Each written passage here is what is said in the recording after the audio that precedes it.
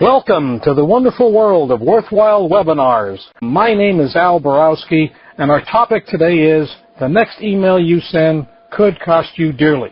Let's talk about the auto spelling option. Survey time again. How many of you use the auto spelling option? What this means is that as soon as you hit the send button, the software starts to immediately check your spelling. You have the option to do this with Outlook. I believe you also have it in Lotus Notes and some of the other email packages. Please turn it on. Turn it on. This is a valuable tool.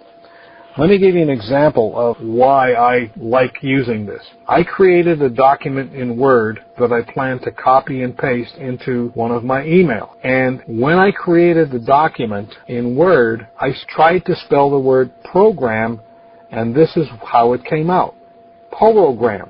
And so I ran it through the spell checker again, and the spell checker in Word did not catch it. And so I looked the word up in the dictionary, and I could not find the word program in the dictionary. So I decided to Google it. And so I Googled it, and Google, as you can see, I typed in the word program, and Google said, "Do you mean program?" Which indeed is what I meant. But indeed, on that page, what I saw was that on that page, 10 other people spelled the word program.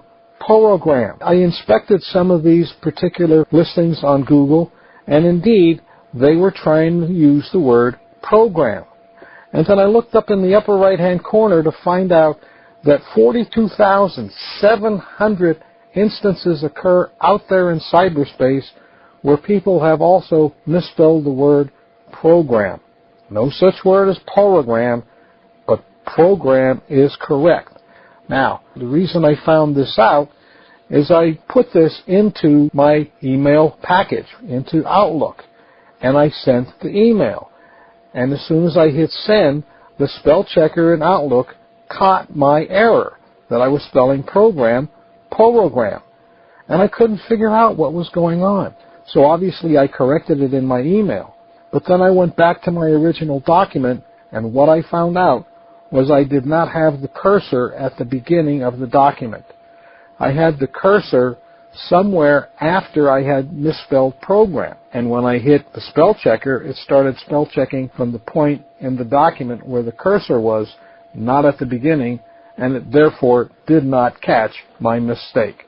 So, in Outlook, if you go to Tools and you click Tools, it will come up with this graphic. With this graphic, you want to hit Spelling. You see a tab that says Spelling. And when you hit that tab, it brings up a graphic that looks like this. And the first two items always suggest replacements for misspelled words. Always check spelling before sending. Make sure that you have both of those items listed. And then come down to OK and click OK. That way your email will be safe. Now that you've got your spell checker set up in your email system, I'd like to show you a couple of ways of working with your spell checker. The first thing I recommend you do, even before you hit send to have your spell checker check your spelling, is to proofread your email message for obvious spelling errors or words that are commonly interchanged. Let me give you an example of what I mean by that. For some reason, every time I type the word from, it comes out form. Now, form is not the word I wanted, but if I let this go through the spell checker would not stop because the word form is spelled correctly. A lot of people have problems with two, and two, T-W-O, T-O, and T-O-O. And there, and there, three spellings for the word there. I use voice-activated software. And a lot of times the voice-activated software cannot differentiate between there, and there. So these are things that I have to look for in my spelling. And a lot of other people, their brains are going a lot faster than their fingers on the keyboard, and a lot of times these words are misspelled. Another thing I recommend you do is to let your spell checker suggest words for those you know you've misspelled, that you really know you've misspelled. Let me give you an idea of what I mean by that. For some reason, when I type the word could, I always add an I in there. And with would, I also put an I. W-O-U-I-L-D. And a lot of times my fingers are going faster than my brain, or my brain is going faster than my fingers, and I spell the word that H-T-A-T. Well, what I do is I let the computer do this. For example, with this graphic, you'll notice that I've spelled the word could with an I. When I hit send and my spell checker comes in, the spell checker tells me that C-O-I-U-L-D is not in the dictionary, and it suggests that I change it to something else. And it offers suggestions on asking me which one of these two words, could or coiled, which one of those two words do I want? Well, it already has could highlighted, so I simply hit the word change, and the spell checker automatically changes it. In this sentence, I've spelled the word system incorrectly. And again, the spell checker tells me no such word in the dictionary, and it suggests that I change it to system. Well, indeed, that's what I do. I change it to system. In this sentence, I've spelled after incorrectly. The spell checker tells me, hey, after is not in the dictionary. It tells me I need to change it. And because I already have it highlighted, all I have to do is hit the word change. Now, in this sentence, the word I wanted to use was doing. Doing so is very simple.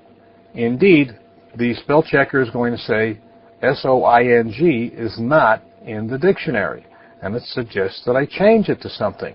And it offers suggestion, but none of the suggestions that they offer actually represent the word that I want to use. So I have to go back up to where it says change to, and here I have the word highlighted, and all I have to do is spell it correctly. And all I have to do really is change the S and the U to D-O, and the word becomes doing, and then I hit change. You notice up on top, doing so is very simple and could save a lot of embarrassment. The word simple was spelled incorrectly, and as you saw before, the word could is spelled incorrectly. Here again, the spell checker would catch those errors. Now, if you're a quick typist, this might not work for you. But if you're an average or a poor typist like I am, this saves me a lot of time. I don't have to go back into the document to try to find the word.